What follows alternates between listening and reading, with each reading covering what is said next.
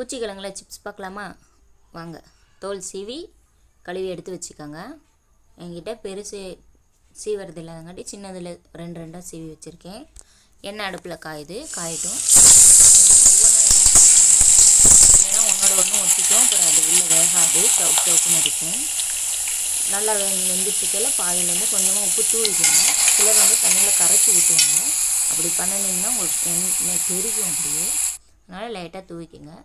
பொரிச்சு எடுத்ததுக்கப்புறம் உங்களுக்கு தேவையான ஸ்பைசஸ் நான் மிளகாத்தூள் மட்டும் அப்ளை பண்ணிக்கிறேன்.